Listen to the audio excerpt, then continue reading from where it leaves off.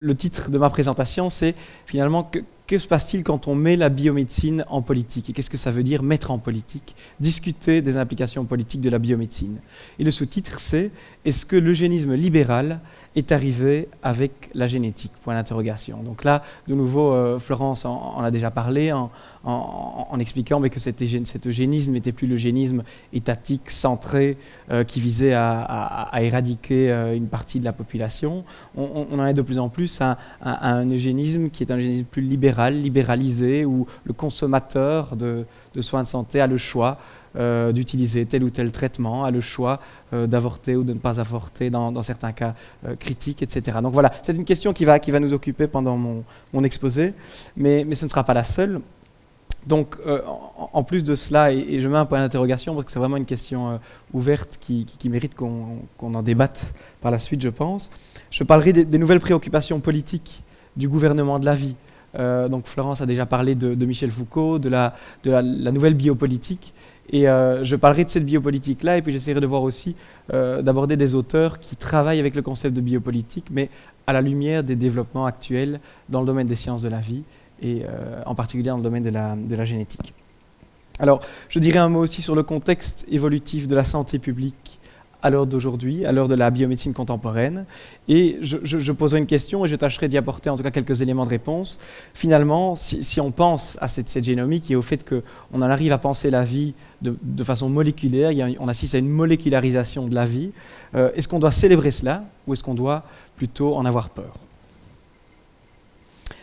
Alors, en guise d'introduction, donc Monsieur Bonivers l'a dit, dans notre centre de recherche, on s'attache à essayer de décoder ce qui se joue dans les interactions entre sciences, politique et société. Et derrière science, il y a science, technologie, industrie, évidemment.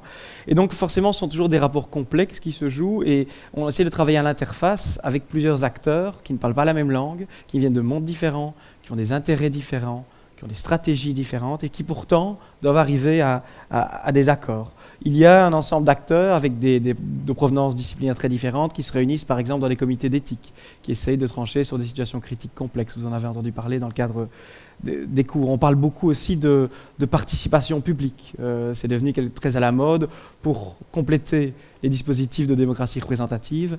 Eh bien, on considère de plus en plus qu'il est important d'intégrer des panels de citoyens, des panels de parties prenantes, dans des prises de décision, dans des réflexions collectives, autour de choix technologiques qui sont des choix de société. De plus en plus, dans des enjeux comme ceux liés à la génétique, il y a d'une part une complexification croissante des enjeux scientifiques, et les hommes et les femmes politiques ne sont pas tous formés pour comprendre avec finesse ce qui se joue derrière cette évolution-là. Ils ont besoin d'experts pour les conseiller, mais parfois les experts sont politisés, parfois les experts sont divisés, pourtant il faut continuer à prendre des décisions. Et c'est dans ce cadre-là qu'il faut essayer de travailler dans des arènes institutionnelles plus ou moins précaires, à la frontière entre sciences, politique et société. Alors, la mise en politique des nouvelles technologies, finalement, c'est quelque chose qui peut être relativement neuf, mais si on se replace dans le champ disciplinaire qui est le mien, on voit que la science, elle a toujours été une activité sociale et politique. C'est une activité certes très, très spécifique, très particulière, qui répond à une rigueur et à une méthode bien spécifique dont on peut rendre compte, mais c'est aussi dans une certaine manière une construction sociale qui a été partiellement protégée des influences extérieures, mais qui n'a jamais été totalement autonome. Ce mythe d'une science pure, désintéressée, dans une tour d'ivoire, non influencée par des acteurs industriels, par des acteurs politiques, au sortir de la Seconde Guerre mondiale, c'est un mythe. La science a toujours été influencée par l'extérieur, elle a toujours été aussi partiellement protégée pour mener des activités que l'on qualifie de scientifiques. Le politique, lui, il s'appuie depuis très longtemps sur la science et la technologie pour transformer la société. Et contrairement à ce qu'on entend avec des sociologues comme Ulrich Beck, qui est un sociologue allemand assez connu, dont la thèse est celle d'une société du risque, on serait entré dans une société du risque depuis les années 80, 70-80. Il a écrit son bouquin le plus fameux en 86, après la catastrophe de Tchernobyl, et il reconstruit une manière de penser la société autour du risque. D'autres auteurs disent que non, on n'est pas juste dans une société qui réfléchit aux risques inhérents à ses propres développements depuis les années 70-80, on a toujours fait cela et on peut en rendre compte historiquement. Je pense à Jean-Baptiste Fresso, ici que je cite. La société, elle façonne constamment le développement de la science et la technologie, le développement de nouveaux traitements. Ne serait-ce qu'en exerçant son pouvoir de demande, le consommateur de soins de santé peut demander ou ne pas demander ou refuser qu'on lui administre certains traitements. Si on sort du domaine médical et qu'on prend un objet comme un vélo, par exemple, eh bien, on se rend compte que le vélo, avant d'avoir la forme qu'il a eu aujourd'hui, cette forme et les artefacts qui touchent au vélo, comme le pneumatique par exemple, ça a fait l'objet de luttes, de conflits, de controverses entre différents groupes sociaux. Et avant qu'on ait un vélo avec un pneu, il y avait des tas de groupes, notamment des cyclistes, qui considéraient que c'était esthétiquement très laid d'abord, ça allait causer des problèmes de traction, il allait y avoir des nuisances de toutes sortes. Et donc le fait qu'un objet technique ait la forme qu'il a et le rôle qu'il a soit réapproprié d'une certaine manière dépend aussi d'intervention constante de la part de la société. Donc la science et la technologie, ce que je veux dire, c'est qu'elles ont un peu deux visages. D'une part, elles produisent des risques. Ben oui, on peut penser au nucléaire, on peut penser aux OGM, on peut penser à tous les enjeux éthiques liés à la génomique, par exemple. Elles produisent des risques, des dilemmes éthiques et moraux, mais elles apportent aussi des solutions à toute une série de problèmes caractéristiques de notre époque. Donc elles ont deux visages, et l'impact de ces deux visages sur le politique sont très très différents. On parle beaucoup dans le domaine de la médecine d'une médecine basée sur la preuve, evidence-based medicine, et dont le standard, je dirais le standard le plus classique, le plus connu, est le test clinique. Donc on base la médecine qui est basée sur la preuve et s'appuie très très fort sur les essais cliniques avant d'approuver un traitement ou un médicament, par exemple. Et sur base de ce paradigme de la médecine basée sur la preuve, c'est développé, je dirais, un imaginaire au niveau politique, au niveau des politiques publiques, les décideurs exigeant des décisions basées sur la preuve. Evidence-based policy, c'est un mot qu'on retrouve très régulièrement, et c'est dans un contexte d'incertitudes multiples, de controverses, j'en ai parlé, que de plus en plus, non seulement les décideurs le souhaitent, mais la société exige du politique qu'il montre que les décisions qu'il prend sont basées sur quelque chose de robuste, de certain. Or, on n'est parfois pas en mesure la science est parfois profondément divisée sur ce qui est certain ou ce qui ne l'est pas, ce qui est nuisible ou ce qui ne l'est pas. Alors que l'incertitude fait partie intégrante, je dirais, du processus scientifique, qui est basé sur la falsification, le débat, l'expérimentation, la reproduction des expériences, etc. C'est un peu un moteur de la progression de la connaissance scientifique.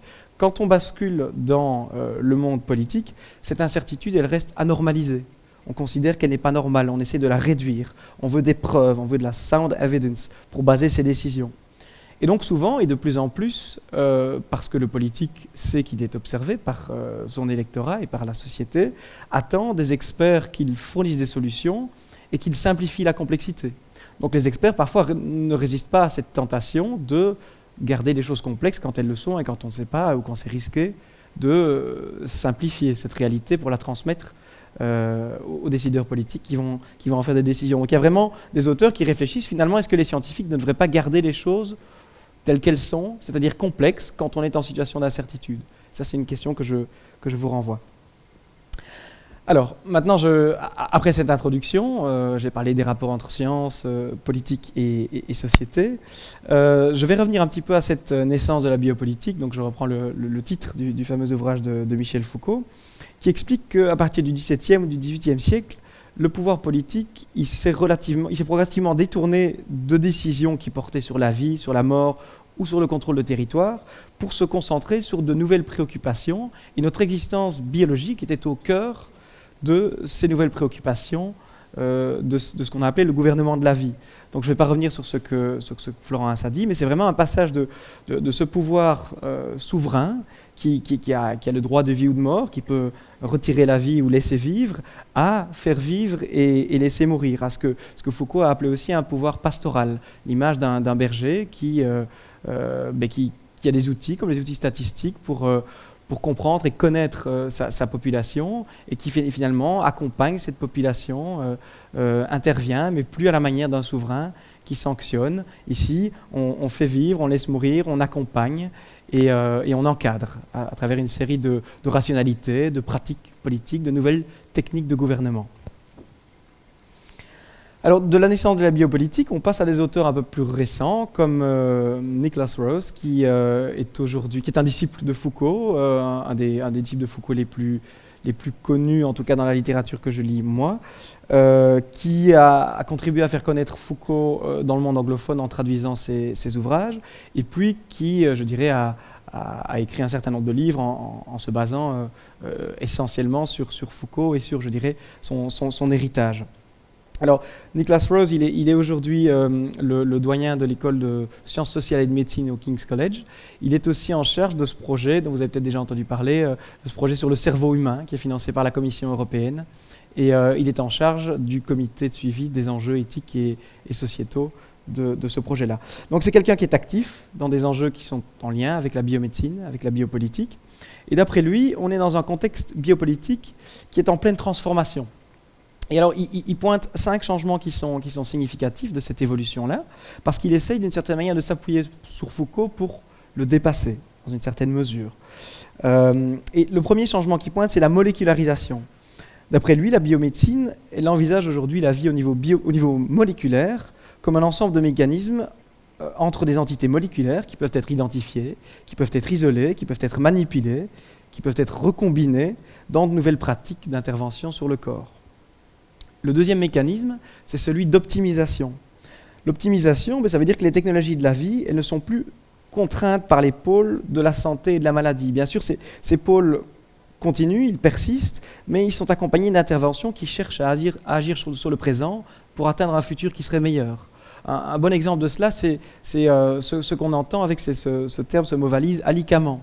Il y a de plus en plus d'aliments auxquels on prête des allégations de santé. Et donc, pour tester ces allégations de santé, aussi pour les réglementer, pour les autoriser, on doit, à l'inverse d'un test clinique où on teste un produit, une substance sur une population qui est malade, on doit tester quelque chose sur une population qui est en bonne santé et qui doit être idéalement en meilleure santé pour que le produit soit efficace. Donc vous voyez qu'on est vraiment dans une optique où il y a un estompement des frontières entre le pôle de la maladie et le pôle de la santé. Le troisième changement majeur, c'est celui d'une subjectification. Alors, d'après Nicholas Rose, il y a une émergence de nouvelles idées concernant ce que sont les êtres humains, ce qu'ils doivent faire et ce qu'ils peuvent espérer. Donc ce sont des humains qu'il appelle des individus somatiques qui réorganisent leurs relations sociales entre eux et aussi avec les autorités biomédicales par rapport à leur état de santé ou de maladie. Alors ces individus somatiques, ça s'accompagne de l'émergence de ce que Rose appelle une éthique somatique, qui n'est plus basée sur un ensemble de principes moraux, mais sur des valeurs pour la conduite de la vie, et qui accorde une place centrale à une existence qui est de plus en plus pensée à travers le corps, une existence que Rose appelle corporéelle. Le quatrième changement, dans le contexte biopolitique, c'est celui d'une expertise somatique, un nouveau type d'expertise. Donc ça veut dire qu'aujourd'hui, il y a de nouvelles manières de gouverner la conduite de la vie, et ça s'accompagne de l'émergence de nouveaux types d'experts. Des généticiens, par exemple, des spécialistes de la médecine reproductive, des thérapistes cellulaires, des conseillers génétiques, des bioéthiciens. Voilà, un certain nombre d'exemples de cette expertise somatique. Et puis, le cinquième élément important, qui témoigne d'un changement, ou d'une évolution en tout cas, c'est celui qui est lié à la bioéconomie. C'est moi qui l'appelle comme ça, je reviendrai à ce terme-là après. Rose parle, lui, d'économie de la vitalité. Et ce qu'il veut dire par là, c'est que la vie elle-même devient l'enjeu et l'objet d'une capitalisation. Et finalement, la demande liée à la valeur d'action au sens financier du terme, elle n'a jamais été aussi proche de celle de la valeur humaine qui est investie dans l'espoir de nouveaux traitements ou d'optimalisation de son propre corps. On voit que de nouveaux acteurs émergent, des spin-offs, des start-up dans le domaine des biotech par exemple, mais aussi que de vieux acteurs, vieux entre guillemets, comme des industries pharmaceutiques, transforment leurs relations avec la science et avec les marchés.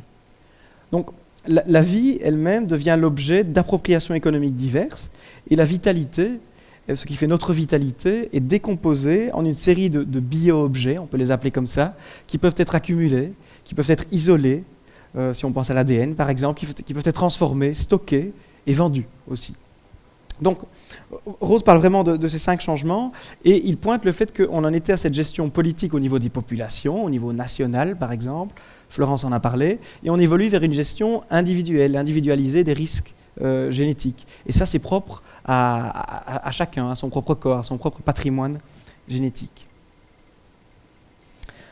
Alors, si on évolue, si le contexte biopolitique évolue, ça veut dire que ce qu'on appelle le régime biopolitique change peut-être de nom. Et Rose propose ce passage à ce qu'il appelle un régime éthopolitique. On n'est plus dans la biopolitique de Foucault, on est dans quelque chose qui est à suite logique au regard de ce qui se passe dans le domaine des sciences de la vie.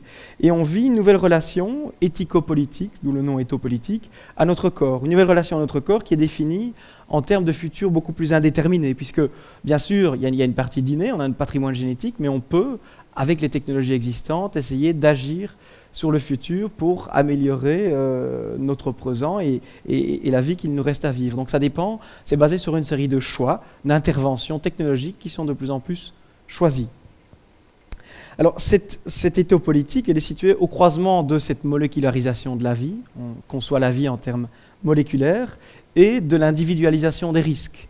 Finalement, ça s'accompagne aussi d'une espèce de délégation étatique de la responsabilité des risques qu'elle délègue vers les individus, qui sont les porteurs et les responsables des risques qu'ils acceptent ou non d'encourir. Dans ce cadre-là, le corps, ce n'est rien d'autre qu'un code génétique possédé par chacun d'entre nous et susceptible d'être constamment amélioré. Donc on a tous entendu cet imaginaire d'un jour, on aura chacun une clé USB, on disait un CD-ROM avant, aujourd'hui on dirait une clé USB, avec notre patrimoine génétique en poche. Donc ce processus d'évolution de la biopolitique, il est lié aussi à des changements dans la relation individu-État. Donc je ne vais pas revenir sur cette émergence d'un nouvel eugénisme libéral, parce qu'on l'a déjà expliqué, mais c'est aussi en cela que l'État, d'une certaine manière, est le garant de la mise en œuvre d'un certain nombre de dispositifs pour essayer de permettre à chacun, aux patients, aux personnes qui souhaitent subir des traitements ou subir un test ou ne pas subir un test, eh bien, qui ont un libre arbitre, qui peuvent exercer un choix dans ce cadre-là. Donc il y a une espèce de délégation qui est à l'œuvre. Alors, ce que j'ai envie de faire avec vous ici, c'est bien sûr de prendre acte de ce genre de conception de Niklas Rose, qui, je crois, est tout à fait dominante dans les sciences sociales actuelles. C'est un auteur qui est extrêmement fécond, sa théorie de la molécularisation de la vie est très puissante, très très bien écrite. Elle est vraiment diffusée, elle a une visibilité très forte en sciences sociales, et pourtant il y a aussi d'autres acteurs qui considèrent qu'elle ne va pas assez loin, ou qu'elle éclipse plutôt toute une série de phénomènes qui mériteraient d'être au cœur de ce qu'on analyse quand on parle de la nouvelle biopolitique. Alors finalement, et ça Florence l'a dit en concluant son exposé, qui est cet individu éthopolitique qui comprend son corps parfaitement, dans des termes parfois complexes, qui a un accès matériel et cognitif aux informations qui sont disponibles, qui peut finalement exercer son choix. Qu'est-ce que ça veut dire, exercer un choix? Qu'est-ce qui détermine un choix? Qui est l'individu qui marque son consentement éclairé et qui l'éclaire? Et dans un choix qui est marqué, qui finalement est à l'ascendant? Est-ce que c'est les personnes qui entourent, qui éclairent la personne, ou celle qui prend le choix? C'est toujours un mélange subtil des deux, forcément c'est toujours une hybridation, mais malgré tout, c'est des questions qui méritent d'être posées si on réfléchit à ce genre d'enjeu. Et cette molécularisation de la vie, je parlais de la distinction entre un pouvoir souverain qui décide de prendre la vie, de donner la mort ou de laisser vivre. Et ici, on est passé à un pouvoir plus pastoral, qui est celui de faire vivre et de laisser mourir. Est-ce que c'est finalement un mouvement unidirectionnel? Est-ce qu'on assiste, dans nos sociétés contemporaines, à un effritement de ce pouvoir souverain, ce pouvoir étatique concentré, cet état fort? Donc c'est une question ouverte, et je vais essayer d'y apporter, en tout cas, quelques éléments de réflexion. Est-ce qu'il faut craindre ou est-ce qu'il faut célébrer cette molécularisation de la vie? Alors, si on lit Niklas Rose ou si on lit d'autres auteurs comme Paul Rabinov par exemple, eh bien, ils sont plutôt, en tout cas peut-être que j'interprète, ça c'est sujet à discussion, mais du côté de la célébration. Ils disent, ben non, c'est super parce que de nouvelles biosocialités émergent, des groupes sociaux commencent à travailler ensemble, à réorganiser leur action, à devenir plus activistes, Dans le domaine des myopathies en France, par exemple, il y a plusieurs auteurs qui ont montré comment des associations de patients, en lien avec le Téléthon que vous connaissez bien, ont réussi vraiment à faire avancer la connaissance scientifique en mobilisant leur propre expérience personnelle, leur connaissance expérientielle de leur maladie. Et vraiment en utilisant leur propre corps et leur propre vécu pour essayer de faire avancer la recherche scientifique qui était à la traîne. Donc là, vraiment, on voit comment, oui, avec l'avancement des technologies et comme la génétique, par exemple, on a des groupes comme des associations de patients qui ont de nouveaux enjeux, de nouveaux outils pour avoir prise sur leur propre destin, avoir prise sur le développement scientifique. Donc il y a parfois une citoyenneté biologique. Rose parle de cela, une citoyenneté biologique qui se réorganiserait non plus depuis le haut, mais depuis le bas, à travers le patrimoine génétique, à travers les différentes populations génétiques. Dans ce cadre-là, le corps il est conceptualisé en termes de traits génétiques. Donc le corps, c'est un ensemble de traits génétiques qu'on peut améliorer, qu'on peut optimaliser grâce à la technologie. Et c'est une question de choix, c'est aussi une question de moyens, souvent, mais Rose n'en dit pas grand-chose. Et le futur, dans ce cadre-là, c'est un futur qui est certes indéterminé, puisqu'on peut intervenir sur le futur, mais il reste endogène, ou dans le sens interne au corps. On pense son existence essentiellement à travers son propre corps. Alors, de l'autre côté, du côté qui est moins dans la célébration et plutôt dans la crainte ou dans le scepticisme par rapport à cette molécularisation de la vie, on peut dire que le corps, c'est aussi une entité précaire pour certains, une entité précaire au centre d'une économie globale qui est instable. Si vous pensez aux personnes très précarisées, qui a accès aux informations, qui a l'accès matériel aux nouveaux traitements, si vous pensez aux travailleurs immigrés, si vous pensez, parce que Rose ne situe pas sa théorie, mais elle est clairement orientée et pensée pour un certain nombre de pays qui sont les démocraties occidentales industrialisées. Dans tous les pays du Sud, le corps n'est pas spécialement un objet d'encapacitation, un objet d'empowerment. C'est plutôt parfois quelque chose qui va, parfois malgré, sans le consentement éclairé, discriminer, qui va classifier, qui va catégorifier. Donc il y a de nouveaux risques, clairement. Quand on pense à la biosécurité, eh bien là on voit un exemple clair de résurgence du pouvoir souverain. Au nom d'un état d'urgence, au nom de la biosécurité, on a par exemple des systèmes dans certains aéroports qui vont scanner votre iris. Mais pas scanner votre iris quand vous allez devant un appareil et savoir que vous passez un test, et donc dire « ok, je veux bien pour rentrer ». Montrer mon empreinte digitale ou mes empreintes digitales et aussi qu'on scanne mon iris. Non, vous avez des systèmes qui s'appellent Iris on the move, iris en mouvement. Ça veut dire que dans un certain couloir, les passagers passent et on scanne leur iris sans qu'ils en aient conscience. Donc les développements technologiques supposent une disponibilité des corps pour ce genre de test, sans même en avertir directement ou clairement les passagers. Vous avez cela en Asie notamment. Donc voilà, il y a de nouveaux risques, et il y a des risques aussi clairement liés à la privatisation du corps humain. Et ça, je vais donner un exemple tout de suite après. Mais donc dans ce cadre-là, si on craint ou si on est plus sceptique par rapport à cette molécularisation de la vie, mais le futur, il est certes indéterminé, et il est toujours endogène, mais seulement partiellement. On ne pense pas juste le futur à travers son propre corps, son expérience corporelle. On prend aussi en compte la culture, la politique, la géopolitique, je devrais dire, la société, l'environnement. Alors, un bref exemple, je ne vais pas m'attarder là-dessus, mais c'est un exemple qui montre comment ce qui est en jeu, c'est clairement la privatisation du corps humain.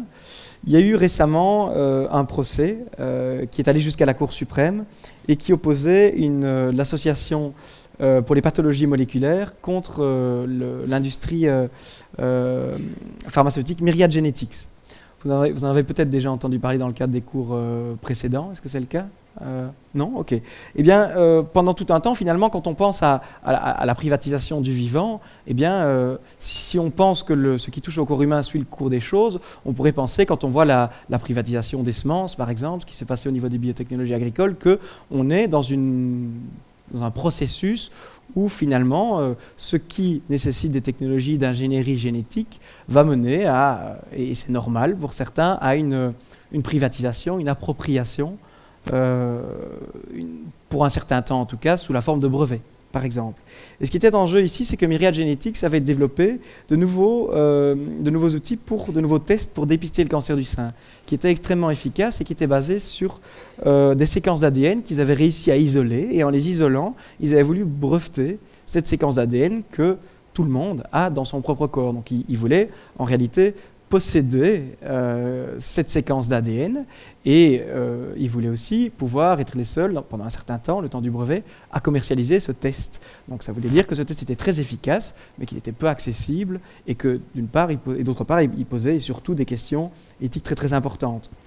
Alors, contrairement à ce qu'on aurait pu imaginer, et c'est un processus beaucoup plus long, mais qui est intéressant à analyser, mais je n'ai pas le temps de le faire aujourd'hui, la Cour suprême a décidé d'aller à rebours de ce qui se faisait avec la génétique agricole, par exemple. Elle a jugé qu'isoler des séquences ADN qui peuvent être trouvées dans la nature est interdit. Ça n'est pas autorisé. Myriad Genetics n'a plus possédé les brevets qu'elle possédait. Par contre, la Cour suprême a considéré que si l'ADN était synthétique, synthétisé, donc introuvable naturellement, bien oui, il pouvait être protégé par un brevet parce qu'il n'était pas présent dans la nature. Donc voilà, c'est un enjeu, c'est un exemple pour montrer que l'enjeu de la privatisation, il est constant. Si on élargit un peu le cadre, on se trouve plongé dans une économie basée sur la connaissance. On entend très très souvent ça. L'Europe a des stratégies pour développer l'économie de la connaissance. Et les nouvelles technologies, comme les technologies génétiques, elles sont de plus en plus présentées comme porteuses de solutions, comme un élixir magique qui va solutionner tous les problèmes de notre époque. On s'appuie sur la science et la technologie, ou on regarde vers la science et la technologie pour créer de l'emploi, pour nous sortir de cette crise économique. On s'appuie sur la science et la technologie pour améliorer notre santé, pour nous rendre immortels, diront certains. On s'appuie sur la science et la technologie pour éradiquer la pauvreté extrême, pour solutionner le changement climatique, etc., etc., pour permettre aux personnes âgées de rester plus longtemps à domicile. On va solutionner tout un certain nombre de problèmes par la technologie. Donc il y a vraiment une espèce d'imaginaire comme ça que la science et la technologie sont un élixir magique. Donc clairement, il y a des promesses autour de la technologie, et ces promesses, elles suscitent des attentes chez un certain nombre d'acteurs, des attentes et des craintes, et donc ce jeu de promesses, de craintes, d'attentes est réapproprié par un certain nombre de groupes sociaux, selon leurs propres intérêts, leurs intérêts les plus divers. Et un des effets de cela, c'est que de nouvelles économies politiques, de nouveaux enjeux économiques, de nouveaux discours politiques naissent autour du potentiel de nouvelles technologies, comme celui de la génomique, par exemple. Et je vais vous donner un exemple très concret, un discours politique actuel au niveau européen, qui est celui d'une bioéconomie. Et quand je parlais un peu d'une économie de la promesse, comme ça, vous allez voir à quel point l'Europe s'appuie sur les biotechnologies, tous azimuts, pour un certain nombre de choses. Je vais lire ce passage-là avec vous. Donc c'est dans un document officiel de la stratégie Europe 2020. Et il est écrit « La bioéconomie offre à l'Europe une opportunité unique de faire face à des défis complexes et interconnectés, tout en atteignant la croissance économique. Elle peut aider l'Europe à faciliter la transition vers une société plus efficiente dans l'utilisation des ressources, qui s'appuie plus fortement sur les ressources biologiques pour satisfaire les besoins des consommateurs, les demandes de l'industrie et pour affronter le changement climatique. » Vous voyez le poids qui est sur les épaules de la bioéconomie. Donc c'est cette idée finalement que les technologies peuvent permettre d'extraire de la valeur économique, de la valeur sociale, de la nature et du vivant. Alors, j'en arrive à mes conclusions. Cet imaginaire, ces discours politiques liés à la bioéconomie, en fait, ce qu'il montre, c'est qu'on est dans un imaginaire d'abondance. On est juste un imaginaire d'abondance. Abondance des ressources qui sont liées à la connaissance. On parle d'une économie de la connaissance, mais c'est aussi vrai pour la biomédecine. On parle d'une bioéconomie et d'une biomédecine basée sur la connaissance. Donc cet imaginaire d'abondance, il est projeté, reproduit par des acteurs politiques, par des acteurs publics, mais ça se produit dans un contexte où on fabrique la rareté. Rareté des organes, rareté des donneurs, rareté des ressources économiques, rareté des ressources naturelles également. Et dans ce que j'ai voulu problématiser et discuter avec vous aujourd'hui, c'était vraiment essayer de mettre dos à dos, de ne pas simplement succomber à la tentation de trouver juste séduisant cette thèse de molécularisation de la vie. Certes, il y a bien sûr un empowerment, une incapacitation des individus grâce aux technologies génomiques, mais il faut opposer cela à ce nouveau capital, ce biocapital, cette biovaleur qui est liée à l'exploitation de la valeur des ressources biologiques, en ce compris de notre propre corps. Donc notre corps molécularisé aujourd'hui, il est devenu le lieu de différentes rationalités biopolitiques, une éthopolitique, certainement, une bioéconomie, peut-être une rationalité biosécuritaire, j'en ai parlé tout à l'heure. Donc voilà, c'était les réflexions que je voulais échanger avec vous. Alors avant de laisser place à la discussion, vous avez ici, le plus important, c'est ce qui est en dessous, le site internet de notre projet, qui touche aux aspects sociétaux de la génomique. Ça s'appelle gensoc.be. Je vous remercie beaucoup pour votre attention.